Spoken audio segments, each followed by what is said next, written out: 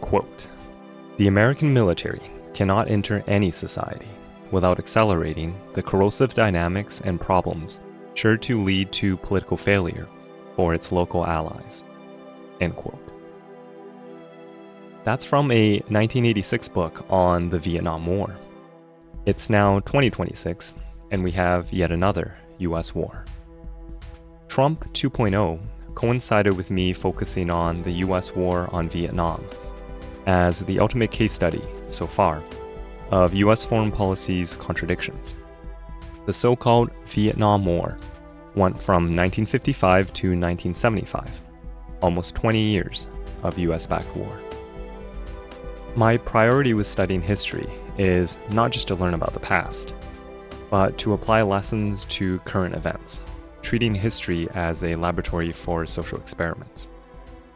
Given all the fragmented noise in media and endless details in academia, this channel's goal is to build a structured, step-by-step approach to reading and research. Instead of just presenting conclusions, I want to focus on showing our work, our process, to interrogate how we think, rather than just what we think. This episode is structured as follows. First, this intro. Next, Chapter 1, Not Knowing Your Enemy.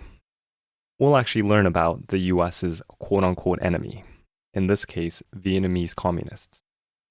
Ignorance is bliss until you realize you're losing a 20-year war. In Chapter 2, Breaking Your Alliances, we'll focus on the US, on how its deployment of hard power derailed its soft power at home and abroad. I'll define these terms shortly. Key to US soft power at home is its cross-class alliance, which we can break down into 4 social groups. 1, business. 2, military. 3, public. And 4, government.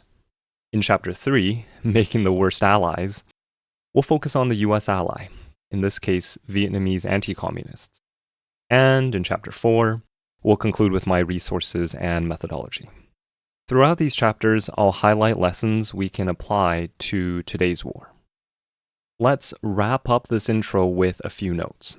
This episode relies most on the 1986 book I quoted from at the start, Gabriel Kolko's Anatomy of a War, Vietnam, the United States, and the Modern Historical Experience. Next, on applying social theory. I like to use a metaphor of tools, especially lenses, to try on and see if they help clarify how we understand the world. Think of the difference between a microscope's lens and a telescope's lens. Each lens starts with specific assumptions and, crucially, limitations, which allow each to focus more clearly on specific observations. After we evaluate the usefulness of each lens, our job is to then synthesize their specific observations into a totality. For each lens, I'll first introduce the general theory, but the magic happens when we apply this theory to history, to our case study of the Vietnam War, when we try on the lens and bring the theory to life. We'll conclude this intro with the first lens, comparing hard power versus soft power, which the rest of the episode will bring to life. Hard power is military and economic force. Given the US leads the world in hard power since World War II, this option tempts the hubris of US elites seeking short-term gains. But deploying hard power risks eating away long-term soft power.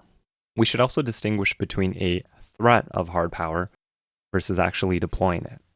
Then there's soft power, which is diplomacy, economic cooperation, and cultural influence.